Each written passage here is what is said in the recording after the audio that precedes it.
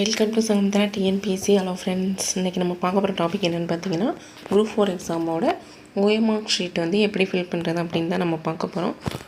இது வரைக்கும் எல்லாருமே நல்லா ப்ரிப்பேர் பண்ணியிருப்பீங்க எக்ஸாமுக்கு. OMR ஷீட்டில் பண்ணுற ஒரு சின்ன மிஸ்டேக்னால நமக்கு மார்க் ரெடியூஸ் ஆகக்கூடாது. நமக்கு தெரியும் எல்லாருக்குமே 200 கொஸ்டின்ஸ் எதுக்குமே நெகட்டிவ் மார்க் கிடையாது. OMR ஃபில் பண்ணுறதுனால தான் அதில் ஏதாவது தப்பாக நம்ம ஃபில் பண்ணிட்டோம்னா அதுக்கு தான் நம்ம நெகட்டிவ் மார்க்ஸ் டிஎன்பிஎஸ்சி எக்ஸாமில் சொல்லியிருக்காங்க. இப்போ இன்னும் ஒரு நாள் தான் இருக்குது, வெள்ளி சனி 2 நாள் தான் இருக்குது. எல்லாருமே நல்லா சீரியஸாக படிச்சிருப்பீங்கன்னு நினைக்கிறேன். OMR ஃபில் பண்ணும்போது ரொம்ப அமைதியாக நிதானமாக ஃபில் பண்ணுங்கள். தெரியாததை நீங்கள் யார் சூப்பர்வைசராக வந்திருக்காங்களோ அவங்கள்ட்ட கேட்டு ஃபில் பண்ணுங்கள். அதனால் ஒரு தப்பும் கிடையாது. நம்ம படித்ததை நல்லா போய் அதை இம்ப்ளிமெண்ட் பண்ணி 180+ மார்க் வாங்கணும். அதான் நம்மளோட எய்ம். படிச்சுட்டு ஒரு சின்ன மிஸ்டேக்னால நமக்கு மார்க் ரெடியூஸ் ஆகக்கூடாது. அதுக்காக தான் நான் அந்த வீடியோஸ் உங்களுக்கு போட்டிருக்கேன். OMR எப்படி ஃபில் பண்ணுறதுன்னு வாங்க இப்போ OMR ஷீட் எப்படி ஃபில் பண்ணுறதுன்னு பார்க்கலாம். இதுதான் டிஎன்பிஎஸ்சி குரூப் 4 எக்ஸாமுக்குள்ளே OMR ஷீட். டிஎன்பிஎஸ்சி குரூப் 4ன்னு இல்லை, டிஎன்பிஎஸ்சியில் அப்ஜெக்டிவ் டைப்பில் நடக்கிற எல்லா எக்ஸாமுக்குமே இந்த மாதிரி தான் இருக்கும் OMR sheet. Group 1, group 2, group 2A எல்லாத்துக்குமே பாருங்க 2 பேஜ் இருக்குது. பேஜ் 1ல் பார்ட் 1, பார்ட் 2 இருக்குது. பேஜ் 2ல் இன்ஸ்ட்ரக்ஷன் நமக்கு கொடுத்துருக்காங்க. அதில் என்னென்ன இதுக்கெல்லாம் நெகட்டிவ் மார்க்ஸ் இருக்கும் அப்படின்னு சொல்லி கொடுத்துருக்காங்க. வாங்க இப்போ நம்ம பார்ப்போம். இந்த பேஜ் 1ல் பார்ட் 2ல் தான் சீரியல் நம்பர் கொடுத்துருப்பாங்க. நம்மளோட நேம், ரிஜிஸ்டர் நம்பர், ஆல் டிக்கெட்டில் உள்ளது, அப்புறம் என்ன சப்ஜெக்ட், சென்ட்ரு, அப்புறம் எந்த காலேஜா, வென்யூ எந்த காலேஜோ இல்லை ஸ்கூலோ அதோட நேமு, அப்புறம் அந்த டேட், அந்த செஷன். நமக்கு இந்த எக்ஸாம் 9:30 to 12:30. முன்னாடிலாம் 10 to 1 நடந்துச்சு. இப்போ 9:30 to 12:30 நடக்குது. நம்ம ஸ்டார்டிங்கில் பார்த்திங்கன்னா 8:30க்கு ஆல் டிக்கெட்டில் சொல்லியிருக்காங்க. 8:30க்கு நம்ம அங்கே ஆளுக்குள்ளே போகணும். அதுக்கு பின்னாடி போனோன்னா நம்ம அலோவ் பண்ண மாட்டாங்க அப்படின்னு. நீங்கள் பக்கத்துலேயே எக்ஸாம் சென்டர் இருந்தால் கூட நீங்கள் சீக்கிரமாக ஒரு 8 மணிக்கு ½ hour பிஃபோரே போயிருங்க. அதுதான் நல்லது. 8:30க்கு கேட் க்ளோஸ் பண்ணிடுவாங்க. 9 o'clock நமக்கு OMR ஷீட்லாம் கொடுத்துருவாங்க. 15 minutes கிரேஸ் டைம் கொடுக்குறாங்கல்ல முன்னாடி. அதுக்கப்புறம் 12:45 12:30க்கு முடிஞ்சோன்னா அதுக்கப்புறம் ஒரு 15 minutes கொடுத்து OMR ஷீட் ஃபில் பண்ண சொல்கிறாங்க. அதனால நீங்கள் 8 மணிக்கெலாம் ஆளுக்கு எந்த எக்ஸாம் சென்டரோ அதுக்கு போய் ரீச் ஆகிருங்க. ரீச் ஆகிட்டு நமக்கு OMR ஷீட் கொடுத்தோன்னே முதல்ல நம்ம பார்க்க வேண்டியது நம்மளோட நேம், ரிஜிஸ்டர் நம்பர், சப்ஜெக்ட்டு, எந்த ஸ்கூல் காலேஜ் நம்ம போயிருக்கிறது கரெக்டாக, டேட், இதெல்லாம் கரெக்டாக இருக்கா, ஹால் டிக்கெட்டும் OMR ஷீட்டில் உள்ளதும் கரெக்டாக இருக்கா, நம்மளோட ஃபோட்டோவும் கொடுத்துருப்பாங்க, அதையும் பார்த்து வச்சுக்கோங்க. அடுத்து இந்த பக்கம் right your question booklet number and shade the circle with black ball point pen. முக்கியமான ஒன்று, நம்ம black colour ball point pen தான் எடுத்துகிட்டு போகணும். ஒரு 2 இல்லை 3 பேனாக வச்சுக்கோங்க. 3 பேனாக வச்சுக்கோங்க. Black colour ball point pen, வேறு எந்த கலர் உள்ள பிளாக் கலர் மட்டும்தான் எடுத்துகிட்டு போகணும். எல்லாமே பிளாக் இங்கில் தான் நான் ஃபில் பண்ணணும்.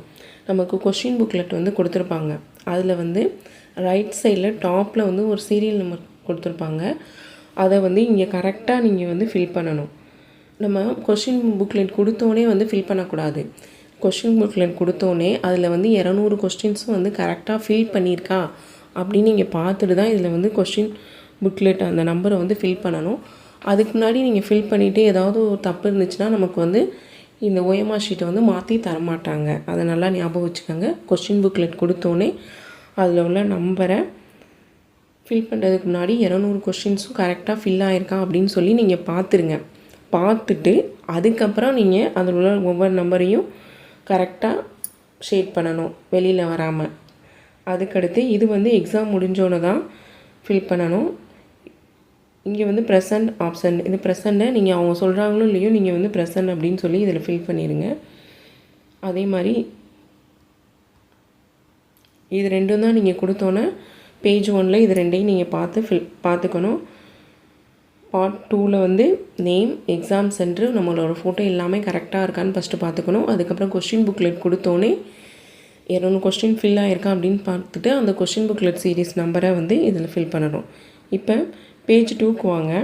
இதில் தான் முக்கியமான இன்ஸ்ட்ரக்ஷன்லாம் கொடுத்துருக்காங்க. நமக்கு எங்கெங்கே நெகட்டிவ் மார்க் கொடுத்துருக்காங்கன்னு ஃபஸ்ட்டு பார்ப்போம். இந்த தேர்வுக்கான அனுமதி சீட்டில் கொடுக்கப்பட்டுள்ள விண்ணப்பதாரர்களுக்கான அறிவுரைகளையும் கீழே கொடுக்கப்பட்டுள்ள அறிவுரைகளையும் கவனமாக படித்துவிட்டு பக்கம் 2 வலதுபுறம் கீழ்ப்பக்கத்தில் உள்ள கட்டத்தில் தேர்விற்கு முன் கையொப்பமிடவும். மேலும் தேர்வு முடிந்த பின் அனைத்து விவரங்களையும் சரிபார்த்து பக்கம் 1 பகுதி 2 உரிய இடத்தில் கையொப்பமிடவும். தவறினால் உங்கள் விடைத்தாள் செல்லாதாக்கப்படும். அதாவது இதில் உள்ள இன்ஸ்ட்ரக்ஷன் எல்லாமே படிச்சுட்டு பேஜ் 2 இந்த இடத்துல நீங்கள் சைன் பண்ணணும். Signature of the candidate before commencement of the examination, தேர்வு தொடங்கும் முன் இந்த இடத்துல சைன் பண்ணணும்.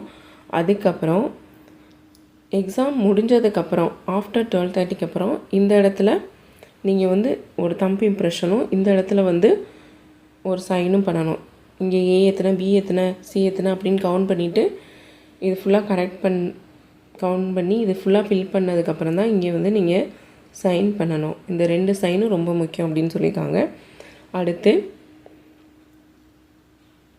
2வது என்ன சொல்லியிருக்காங்கன்னு பார்த்தீங்கன்னா, விடைத்தாளை பயன்படுத்துவதற்கு முன்னர் பகுதி 2 அச்சிடப்பட்டுள்ள உங்களுடைய பதிவெண், பெயர், நிழற்படம், தேர்வின் பதவியின் பெயர் மற்றும் தேர்வுக்கூடத்தின் பெயர் ஆகிய விவரங்களை சரிபார்க்கவும். அச்சிடப்பட்ட விவரங்களில் ஏதேனும் தவறு இருப்பின் அதனை உடனே அறை கண்காணிப்பாளரின் கவனத்திற்கு எடுத்து செல்லவும். அதாவது முன்னாடி சொன்னோம்ல, இந்த இடத்துல நம்மளோட name, photo, register number, subject, exam centre எல்லாமே கரெக்டாக இருக்கா அப்படின்னு சொல்லி பார்க்கணும். அப்படி தப்பாக ஏதாவது இருந்துச்சுன்னா இனிமேல் சூப்பர்வைசர்கிட்ட நம்ம சொல்லணும் அப்படின்னு சொல்லியிருக்காங்க. அடுத்து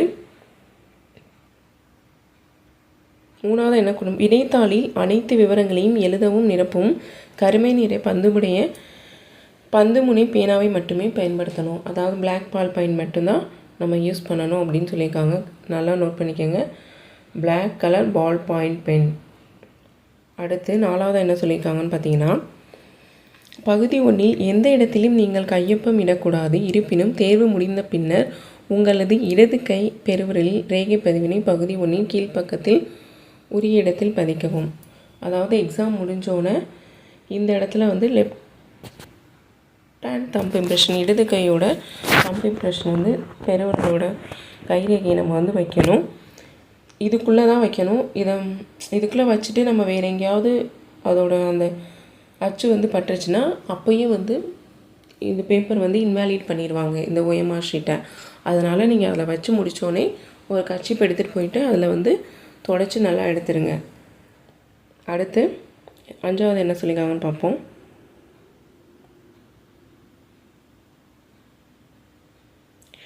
தேர்வு முடிந்த பின் தேர்வர்கள் அவர்கள் இடது கைப்பெருவிரல் ரேகை பதிவினை விடைத்தாளில் அதற்குரிய இடத்தில் இட வேண்டும். அவ்வாறு இல்லையெனில் தேர்வர் பெற்ற மொத்த மதிப்பெண்களிலிருந்து 2 மதிப்பெண்கள் குறைக்கப்படும் அப்படின்னு சொல்லியிருக்காங்க. அந்த இடது கை பெருவிரலோட கைரேகை நம்ம வைக்கணும். அப்படி இல்லைன்னா நெகட்டிவாக -2 மார்க் பண்ணிடுவாங்க. நெகட்டிவ் மார்க் 2 மார்க் நமக்கு போயிடும் மொத்த மதிப்பெண்லேருந்து அப்படின்னு சொல்லியிருக்காங்க. அடுத்து விடைத்தாளில் எந்த பக்கத்திலும் ட்ராக் பகுதி உட்பட தேவையற்ற குறிப்புகள் எழுதவோ குறியீடுகள் செய்யவோ கூடாது. விடைத்தாளில் உள்ள பட்டை குறியீட்டினை பார்கோட் சேதப்படுத்தக்கூடாது. விடைத்தாளில் தேவையற்ற குறியீடுகள் இருந்து அவை விடைத்தாளில் நேரடி ஆய்வில் கண்டறியப்பட்டு குறியீடுகள் உங்களது அடையாளத்தை வெளிப்படுத்துவதாக இருப்பின் உங்கள் விடைத்தாள் செல்லாதாக்கப்படும். அதாவது விடைத்தாளில் நம்ம எந்த இடத்துலையும் ஒரு டாட்டோ ஒரு கீரலோ எதுவுமே படக்கூடாது. அப்படி பட்டுச்சுன்னா நம்மளோட ஆன்சர் ஷீட்டு OMR ஷீட்டை இன்வேலிட் பண்ணிடுவாங்க அப்படின்னு சொல்கிறாங்க. அடுத்து 7வது என்ன சொல்லியிருக்காங்கன்னு பார்த்தீங்கன்னா, பிரிவு 2 வினா தொகுப்பு எண்ணை சரியாக எழுதி அதற்குரிய வட்டங்களை நிரப்ப வேண்டும். நீங்கள் எந்த வட்டங்களை நிரப்பினீர்களோ அதுவே இறுதியானதாகும். வினா தொகுப்பு எண்ணிற்கு வட்டங்கள் நிரப்பப்படாமல் விடுபட்டிருந்தால் உங்கள் விடைத்தாள் செல்லாதாக்கப்படும். விடைத்தாள் தொகுப்பு எண் முறையற்ற நிரப்பப்பட்டிருந்தால் அல்லது வினாத்தாள் தொகுப்பு எண் எழுதுவதற்காக வழங்கப்பட்ட கட்டங்களில் எழுதப்படவில்லை எனில் பெற்ற மொத்த மதிப்பெண்களிலிருந்து 5 மதிப்பெண்கள் குறைக்கப்படும். அதாவது நம்ம இது மாதிரி ஒரு கொஷினுக்கு ஒரு ஆன்சர் தான், ஏயா பியா சியான்னு கரெக்டாக அந்த ஒரு பபிள்ஸில் மட்டும்தான் நம்ம ஷேட் பண்ணணும். அப்படி இல்லாமல் ஒரு ஷேடோ இல்லை அதுக்கு மேலே உள்ள ஷேடோ பண்ணாமல் இல்லை பிளாங்காக விட்டுருந்தாலும் நமக்கு நெகட்டிவ் மார்க் 5 மார்க் போயிடும் அப்படின்னு சொல்கிறாங்க. அடுத்த கேள்வி, அடுத்து என்ன 8வது இன்ஸ்ட்ரக்ஷன் என்ன கொடுத்துருக்காங்கன்னு பார்த்தீங்கன்னா, ஒவ்வொரு கேள்விக்கும் விடையளிக்கும் போதும் ஒரே ஒரு சரியான விடையினை மட்டுமே நிரப்ப வேண்டும். ஒரு குறிப்பிட்ட கேள்விக்கு விடை தெரியவில்லை என்றால் என்ற என்பதை நிரப்ப வேண்டும். OMR விடைத்தாளில் எந்த ஒரு வினாவிற்கும் அது தொடர்பான எந்த ஒரு வட்டமும் நிரப்பப்படாதிருந்தால் தேர்வரால் பெறப்பட்ட மொத்த மதிப்பெண்களிலிருந்து 2 மதிப்பெண்கள் குறைக்கப்படும். அதாவது எந்த ஒரு கொஷினுக்காவது எந்த பபிள்ஸுமே நம்ம வந்து ஷேட் பண்ணாமல் இருந்தோம்னா மொத்த மதிப்பெண்லேருந்து 2 மதிப்பெண்கள் வந்து குறைக்கப்படும் அப்படின்னு சொல்லியிருக்காங்க. அடுத்து இந்த பக்கம் என்ன சொல்லியிருக்காங்கன்னு பார்ப்போம். விடைத்தாளில் பிரிவு 3இல் எத்தனை A, B, C, D மற்றும் E விடையாக குறித்துள்ளீர்கள் என கணக்கிட்டு மொத்த எண்ணிக்கையினை அதற்குரிய கட்டத்தில் எழுதுவதுடன் அதற்குரிய வட்டங்களையும் நிரப்ப வேண்டும். எடுத்துக்காட்டாக OMR விடைத்தாளில் பகுதி 1இல் 36 A விடைகளாக நிரப்பப்பட்டிருந்தால் பிரிவு 3Aயில் வழங்கப்பட்ட கட்டங்களில் 36 என எழுத வேண்டும். மற்றும் பிரிவு 3Bயில் அதற்குரிய வட்டங்கள் 0, 3 மற்றும் 6 மேலே விளக்கப்பட்டபடி நிரப்பப்பட வேண்டும். A, B, C, D, E ஆகியவற்றை நிரப்பப்பட்ட வட்டங்களின் மொத்த எண்ணிக்கையானது வினாத்தாளில் அச்சிடப்பட்ட மொத்த வினாக்களின் எண்ணிக்கைக்கு சமமானதாக இருக்க வேண்டும். இப்பணிக்காக மட்டும் தேர்வு நேரத்திற்கு பிறகு 15 நிமிடம் கூடுதலாக வழங்கப்படும். இந்த A's, B's, C's, D's மற்றும் E's பற்றிய குறிப்புகளில் ஏதேனும் வேறுபாடு இருப்பின் நீங்கள் பெறும் மொத்த மதிப்பெண்களிலிருந்து 2 மதிப்பெண்கள் குறைக்கப்படும். அதாவது என்ன சொல்லியிருக்காங்கன்னு பார்த்தீங்கன்னா, நம்ம எக்ஸாம் எழுதி முடித்தோன்னே டோட்டலாக எத்தனை A, B, C, D அப்படின்னு சொல்லிட்டு இங்கே A, B, C அதாவது இந்த எத்தனை A, இதில் எத்தனை A, இதில் எத்தனை ஏன்னு இது ஃபுல்லாக ஃபில் பண்ணுமா. ஒரு ஃபார் எக்ஸாம்பிளுக்கு இங்கே வந்து 35A, இங்கே 33, இங்கே 34 அப்படின்னு இருக்குன்னா இங்கே அது ஃபுல்லாக கூட்டி இங்கே எத்தனை A அப்படின்னு சொல்லி இது ஃபில் பண்ணணும். அதே மாதிரி B எத்தனை, C எத்தனை, D எத்தனை, E எத்தனைன்னு ஃபில் பண்ணி அதில் மொத்தமாக A, B, C இது எல்லாத்தையும் நமக்கு கூட்டினா 200 கொஷின் வரும். இது எல்லாமே நம்ம கவனமாக பண்ணணும். அப்படி பண்ணுறாமல் நம்ம விட்டுட்டோம்னா அதுலேருந்து 2 மார்க் வந்து நம்ம குறைச்சிருவாங்க அப்படின்னு சொல்கிறாங்க. நெகட்டிவ் மார்க் 2 மார்க் வந்து பண்ணிடுவாங்க. அதாவது A, B, C, D எத்தனை A, எத்தனை B, எத்தனை C, எத்தனை D, எத்தனை E. E யாருமே மோஸ்ட்லி பண்ண மாட்டாங்க, 0 0 தான்.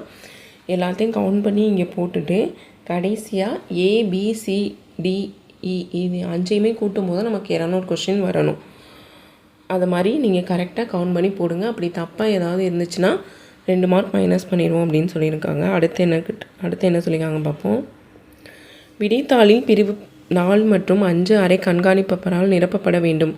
பகுதி 1 மற்றும் 2இன் பிரிவு 5இல் தேர்வர் வந்திருந்தால் ப்ரெசன்ட் அதாவது P என்ற வட்டத்தினையும் தேர்வர் வரவில்லை என்றால் ஆப்ஷன் A என்ற வட்டத்தினையும் அரை கண்காணிப்பாளர் கருப்பு நிறை மை கொண்ட பந்துப்பிணை பேனாவினால் மட்டுமே நிரப்ப வேண்டும். மேலும் தேர்வர் தேர்விற்கு வரவில்லை எனில் பகுதி 1இல் உள்ள பிரிவு 1ஐ சிவப்பு நிற பந்துப்பிணை பேனாவினால் குறுக்கு கொடிட்டு அடித்து கையொப்பமிட வேண்டும். பிரிவு 4 அரை கண்காணிப்பாளர் தேர்வலால் பிரிவு 3இல் குறிப்பிட்டுள்ள அதே A, B, C, E ஆகிய எண்ணிக்கையில் அதற்குரிய கட்டங்களில் எழுதி டோட்டல் என்ற கட்டங்களில் மொத்த எண்ணிக்கையும் குறிப்பிட வேண்டும். அதாவது நீங்கள் ப்ரெசன்ட்னு சொல்லி இதை வந்து அரை கண்காணிப்பாளர் அவங்க சூப்பர்வைசர் தான் இதை பண்ணணும்னு சொல்லியிருக்காங்க. அவங்களுக்குள்ள இன்ஸ்ட்ரக்ஷன் இருந்தாலும் நீங்கள் தெரிஞ்சு வச்சுக்கோங்க. ப்ரெசன்ட்னா Pன்னு அதில் ஷேட் பண்ணணும் அப்படின்னு சொல்லியிருக்காங்க. அதே மாதிரி இந்த எத்தனை A, B, C, D இதை அவங்க கவுண்ட் பண்ணிவிட்டு இங்கே வந்து சைன் பண்ணணும் அப்படின்னு சொல்லியிருக்காங்க. அடுத்து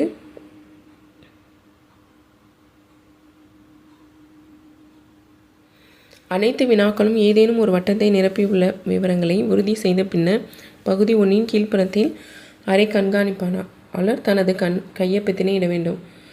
அதாவது பேஜ் 1ல் பார்ட் 1ல் எல்லாத்துலேயுமே ஃபில் பண்ணியிருக்காங்க அப்படின்னு சொல்லிட்டு இங்கே வந்து அவங்க வந்து சைன் பண்ணணும் அப்படின்னு சொல்லியிருக்காங்க. அடுத்து விடைத்தாளில் உள்ள விவரங்கள் அனைத்தும் சரியாக நிரப்பப்பட்டுள்ளதா என உறுதி செய்வது உங்களின் பொறுப்பாகும். அடுத்து டிக்ளரேஷன். தேர்வு கூட நுழைவுச்சீட்டு மற்றும் விடைத்தாள் உள்ள அறிவுரை அனைத்தையும் படித்து அறிந்து கொண்டேன் என உறுதியளிக்கிறேன். மேலும் விடைத்தாளில் பக்கம் 1இன் பகுதி 1 பகுதி 2இல் நான் செய்த பிழைகள் தவறுகள் மதிப்பெண் குறைத்தல் செல்லாதாக்குதல் விதிக்கவும் ஒப்புக்கொள்கிறேன். அதாவது நீங்கள் இதெல்லாம் படித்து தெரிஞ்சுக்கிட்டேன் அப்படின்னு சொல்லி டிக்ளரேஷன், அதாவது இங்கே நீங்கள் வந்து எக்ஸாம் முன்னாடி சைன் பண்ணணும்ல, அதுக்கு தான் இங்கே டிக்ளரேஷன் கொடுத்துருக்காங்க. இப்படி தான் இருக்கும் OMR ஷீட்டு. நீங்கள் கூகுளில் போய் சர்ச் பண்ணிங்கன்னா TNPSC OMR ஷீட் அப்படின்னு பிடிஎஃப்னா அது பிடிஎஃபாகவே வருது, டவுன்லோட் பண்ணி வச்சுக்கோங்க. உங்களுக்கு வேணும்னா இந்த வீடியோவில் லிங்க் டிஸ்கிரிப்ஷனில் லிங்க் கொடுக்குறேன், அதையும் நீங்கள் டவுன்லோட் பண்ணி பிரிண்ட் போட்டு பார்த்துக்கோங்க. இல்லை ஒரு டைம் டவுன்லோட் பண்ணி எப்படி இருக்குது அப்படின்னு பார்த்துக்கோங்க. ஏன்னா அப்போ தான் எக்ஸாம் போகிறதுக்கு முன்னாடி ஒரு ஐடியா வந்து உங்களுக்கு கிடைக்கும். எப்படி வந்து இந்த பபிள்ஸை வந்து ஷேட் பண்ணணும், ஷேட் பண்ணக்கூடாது, கொஷின் புக்லெட் நம்பர் எப்படி ஃபில் பண்ணணும், அதே மாதிரி எங்கெங்கே சைன் பண்ணணும் அப்படின்னு சொல்லி கொடுத்துருக்காங்க. எக்ஸாம் தொடங்குறதுக்கு முன்னாடி ஒரு இடத்துல சைன் பண்ணணும், எக்ஸாம் முடிஞ்சதுக்கப்புறம் இங்கே சைன் பண்ணணும். அப்புறம் வந்து இடது கை லெஃப்ட் ஹேண்ட் தம்ப் இம்ப்ரெஷன் வந்து வைக்கணும். அப்புறம் எத்தனை ஏ, எத்தனை பி, எத்தனை சி அப்படின்னு சொல்லி ஷேட் பண்ணி கடைசியாக அதை எல்லாத்தையுமே கவுண்ட் பண்ணி இங்கே ஏபிசி டிஇ எல்லாத்தையும் இது பண்ணி 200 கொஷின் வருதா அப்படின்னு சொல்லி பார்த்துக்கணும். அதுக்கு முன்னாடி கொஷின் புக்கில் அதாவது OMR ஷீட் கொடுத்தோன்னே உங்களோட ஃபோட்டோ, நேம், எக்ஸாம் என்ன பேப்பர், எக்ஸாம் சென்டர், டைம் இதெல்லாம் கரெக்டாக இருக்கான்னு பார்த்துக்கோங்க. இவ்வளோ தான் இந்த OMR ஷீட்டோட ஃபார்மேட் இன்ஸ்ட்ரக்ஷன்ஸு.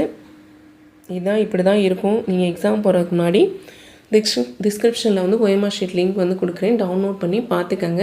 இல்லை பிரிண்ட்டு போட்டு பார்த்துக்கிட்டாலும் ஈஸியாக தான் இருக்கும். ஓகே ஃப்ரெண்ட்ஸ், அடுத்த வீடியோவில் ஆல் டிக்கெட் பற்றின இன்ஸ்ட்ரக்ஷன் வந்து கொடுக்குறேன். தேங்க்யூ.